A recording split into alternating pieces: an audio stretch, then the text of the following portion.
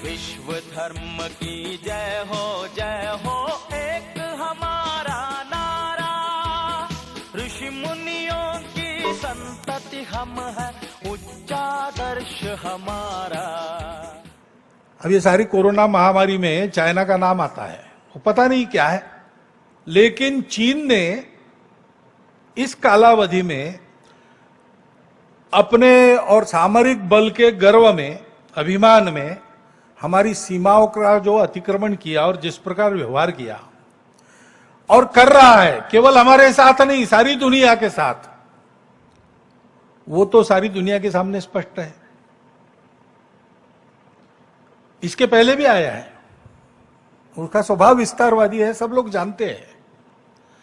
लेकिन इस बार जैसे एक साथ उसने ताइवान के साथ, वियतनाम के साथ, अमेरिका के साथ, जापान के साथ, भारत के साथ साथ ही एक साथ झगड़ा मोल लिया। कुछ उसके अपने कारण होंगे, लेकिन सबके ध्यान में फिर एक बार आ गया। लेकिन और एक अंतर ऐसा है कि इस बार भारत ने उसकी जो प्रतिक्रिया दी, उसके कारण वो सहम गया, धक्का मिला उसको एक, क्योंकि भारत तन के खड़ा हो गया। भारत की सेना ने अपने वीरता का परिचय दिया, भारत के नागरिकों ने अपने देशभक्ति का परिचय दिया। सामरिक और आर्थिक दोनों दृष्टि से वो ठिठक जाए इतना धक्का तो उसको मिला है, और उसके चलते दुनिया के बाकी देशों ने भी चीन को अब डांटना शुरू किया है, खड़ा होना उसके सामने शुरू किया है। और इसलिए हमको अधिक सजग रहने की आवश्यकता है, क्योंकि ये जो नहीं सोची थी उसने ऐसी परिस्थिति उसके सामने खड़ी हो गई, उसकी प्रतिक्रिया में वो क्या करेगा पता नहीं। और इसलिए इसका उपाय क्या है? सतत सावधानी, सजगता और तैयारी। सामरिक तैयारी में, आर्थिक अपनी स्थिति में, अंतर्राष्ट्रीय राजनय में, अपने संबंधों में और पड़ोसी देशों के साथ अपने संबंधों में हमको चाइना से शक्ति में, व्याप्ति में बड़ा होना पड़ेगा। दूसरा उपाय नहीं है, हमको ये करते रहना पड़ेगा। ऐसा करेंगे तो हम चाइना को रोक सकते हैं। पड़ोसी देश ब्रह्मदेश है, श्रीलंका है, बांग्लादेश है, नेपाल है, ये केवल हमारे पड़ोसी थोड़े हैं, ये तो हजारों वर्षों के साथ हमसे संबंधित, लगभग हमारी प्रकृति वाले, हमारे स्वभाव वाले देश हैं। तो इनके साथ जल्दी हमको जोड़ लेना चाहिए। मतांतर तो होते ही है, मतभेद होते हैं, विवाद के विषय भी होते हैं।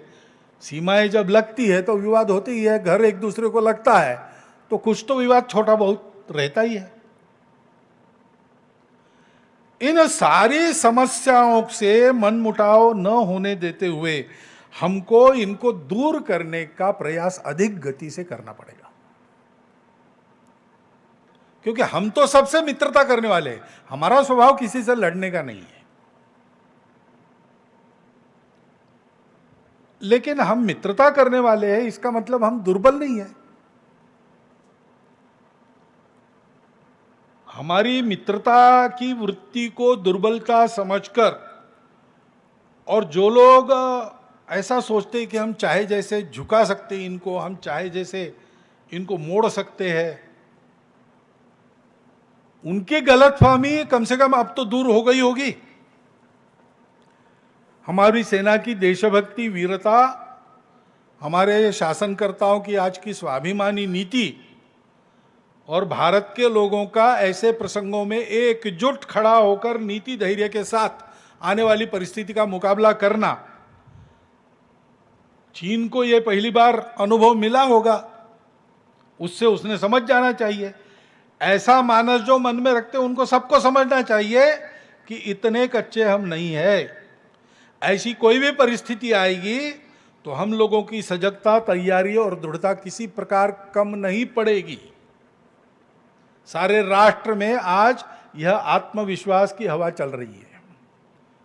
हमको उस सजगता को, उस सावधानी को, उस एकता को बनाए रखना पड़ेगा और अपनी तैयारी को बढ़ाते रहना पड़ेगा।